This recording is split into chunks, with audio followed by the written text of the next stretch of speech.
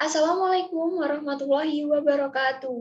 Halo teman-teman semua, pada video kali ini saya akan menjelaskan mengenai rencana saya selama 4 tahun berkuliah di ITS. Sebelumnya, perkenalan dulu yuk. Perkenalkan, nama saya Sinta Salsabila Suseno, biasa dipanggil Sinta, dengan NRP 20432111011 dari Departemen Statistika Bisnis, Fakultas Vokasi, Kelompok Besar Sadewa, Kelompok Kecil Surutakama.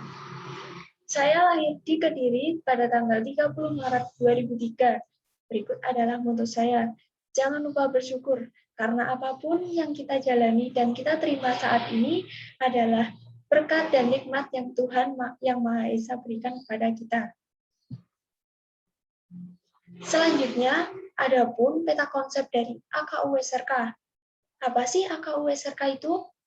AKU SRK ini memiliki kepanjangan, yaitu dimulai dari huruf A yang berarti ambisi, huruf K berupa kenyataan, huruf U adalah usaha, huruf S adalah sasaran, huruf R adalah resiko, dan huruf K adalah konsekuensi. Pada peta konsep kali ini yaitu ada yang pertama, rumusan ambisi.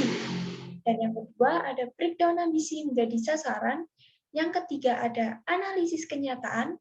Yang keempat adapun usaha mencapai target dan tujuan. Yang kelima analisis resiko. Yang keenam antisipasi terhadap resiko. Dan yang terakhir yaitu yang ketujuh ada konsekuensi. Berikutnya, adapun yang pertama yaitu perumusan ambisi. Apa sih perumusan ambisiku? Pada perumusan ambisi saya kali ini, saya berharap saya bisa menjalankan perkuliahan dengan baik dan bisa lulus dengan tepat waktu dengan predikat yang baik.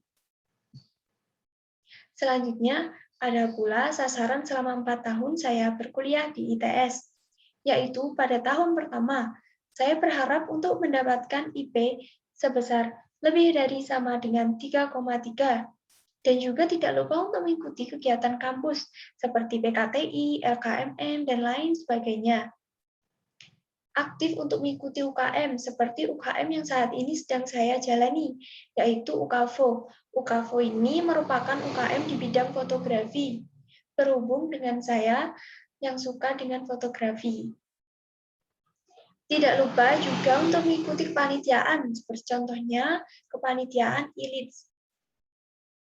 Dan berikutnya pada tahun kedua, saya berharap untuk mendapatkan IP sebesar lebih dari sama dengan 3,4. Lalu tidak lupa juga untuk mengikuti kepanitiaan gerigi dan mengikuti kegiatan sosial seperti menjadi relawan atau hal-hal lain yang bisa membantu orang lain. Dengan cara-cara tersebut, saya bisa mendapat relasi dalam lingkup ITS maupun luar ITS. Pada tahun ketiga, tidak jauh berbeda dengan tahun kedua. Saya ingin mendapatkan IP sebesar lebih dari sama dengan 3,5. Tidak lupa juga mengikuti kepanitiaan gerigi, mengikuti kegiatan sosial seperti yang sebelumnya atau yang lain. Dan dengan cara-cara tersebut, saya juga bisa menambah relasi dalam lingkup ITS maupun luar ITS. Dan yang terakhir pada tahun keempat, saya berharap dan berusaha untuk mendapatkan IP sebesar lebih dari sama dengan 3,6. Dan juga tidak lupa untuk mencari tempat magang yang cocok dan baik untuk saya, yang memiliki prospek yang baik pula. Dan yang terakhir adalah menyelesaikan tugas akhir dengan baik. Dengan begitu, saya bisa lulus tepat waktu dengan predikat yang baik. Nah, berikutnya ada pun breakdown ambisi menjadi sasaran. Pada breakdown ambisi menjadi sasaran kali ini dengan metode SMART, yaitu Specific, Measurable, Achievable, Realistic, Time-bound. Yang pertama, secara spesifik, saya ingin mendapatkan nilai di atas 75 di setiap kuis dan ulangan pada semua mata kuliah. Dan yang berikutnya ada measurable, dengan cara mereview materi yang dirasa kurang paham, agar saya bisa mendapatkan nilai di atas 75 di setiap kuis dan juga bisa memahami materi yang telah saya terima. Adapun achievable yaitu saya akan mencoba fokus di saat belajar dan tidak memikirkan hal-hal yang kurang penting saat saya belajar. Yang selanjutnya ada realistik. Mencoba mengatur waktu dengan baik dan menyeimbangkan antara kegiatan akademik dan non-akademik, maka hal tersebut akan memicu kemampuan dan potensi diri saya untuk menjadi lebih baik. Yang terakhir ada time bound. Selama 4 tahun berkuliah, dengan izin Allah Subhanahu wa Ta'ala, saya usahakan target dan tujuan serta impian saya akan tercapai. Amin. Berikutnya ada analisis kenyataan dengan metode SWOT, yaitu Strength, Weakness, Opportunities, Threats. Yang pertama ada strength, yaitu saya akan selalu mengusahakan apa yang menjadi tujuan saya, karena itu termasuk tanggung jawab yang saya pikul. Selanjutnya ada weakness, yaitu kekurangan saya. Kadang materi yang saya dapatkan seringkali belum saya pahami, sehingga saya harus melihat video penjelasan mengenai materi tersebut melalui platform apa saja, baik rekaman kelas ataupun dari YouTube. Berikutnya ada pun opportunities. Saya bisa memahami materi jika saya bisa fokus saat mendengarkannya. Dan yang terakhir ada traits, yaitu terkadang dari segi materi saya bisa memahaminya, namun saat diberikan latihan soal dan lain sebagainya, saya bingung untuk mengerjakannya. Selanjutnya, ada pun usaha saya dalam mencapai target dan tujuan. Yang pertama, saya harus selalu fokus saat dijelaskan materi belajar, agar saya tidak sulit untuk mengerjakan latihan-latihan ataupun kuis dan ulangan mata kuliah tersebut. Dan yang kedua, saya juga akan mengikuti kegiatan sosial seperti menjadi relawan ataupun hal-hal lain yang bisa membantu orang lain. Dan tidak lupa juga untuk aktif mengikuti kepanitiaan. Dengan cara-cara tersebut, saya bisa menambah relasi saya dalam lingkup ITS maupun luar ITS. Dan juga tidak lupa mengasah kemampuan atau potensi diri dengan mengikuti pelatihan-pelatihan. Berikutnya ada analisa resiko. Yang pertama, jika saya terlalu fokus dengan satu hal, maka saya tidak akan mendapatkan waktu untuk yang lain. Karena saya akan kehilangan waktu untuk hal lain jika saya terlalu sibuk dengan satu hal tersebut.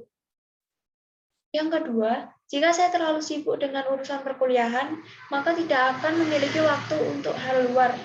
Nah, benar, jika saya terlalu sibuk untuk mengurusi atau mengikuti kegiatan kuliah secara terus-menerus tanpa henti, maka saya tidak akan memiliki waktu untuk hal luar, mungkin untuk menyisihkan waktu dari kegiatan-kegiatan tersebut untuk mencari hiburan ataupun bersantai. Yang ketiga, jika saya hanya mengutamakan apa yang menjadi tujuan saya, mungkin saya akan menjadi diabaikan orang lain, karena tersebut seperti menjadi ego saya untuk ambisi mendapatkan sesuatu tanpa mempedulikan orang lain.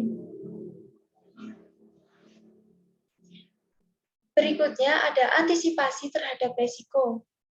Nah, pada antisipasi terhadap resiko kali ini, pada langkah pertama, saya harus membuat jadwal kegiatan agar waktu dan kegiatan saya tidak bertabrakan dan bisa teratur dengan baik. Pada langkah kedua, saya harus menentukan skala prioritas, mana yang harus saya prioritaskan dan mana yang harus saya tunda terlebih dahulu.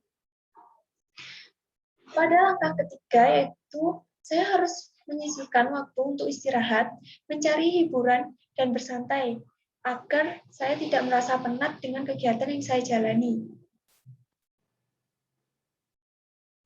Yang terakhir ada konsekuensi. Apapun yang sedang kita usahakan saat ini, pasti ada konsekuensi, yaitu 2 konsekuensi antara berhasil dan belum berhasil. Yang pertama, jika saya berhasil, saya akan merasa puas dan memiliki kesan tersendiri, bangga pada diri sendiri, dan tentunya bisa membahagiakan orang-orang di sekitar saya. Yang kedua, jika saya belum berhasil, maka saya mungkin akan merasa sedikit kecewa. Namun jika jalan A kali ini belum berhasil dilalui, masih ada jalan B sampai Z yang belum saya coba. Jadi, tetap semangat dan jangan lupa bersyukur ya guys. Nah, sekian dari presentasi video saya kali ini. Apabila ada kurang lebihnya saya mohon maaf. Terima kasih banyak atas perhatiannya. Wassalamualaikum warahmatullahi wabarakatuh.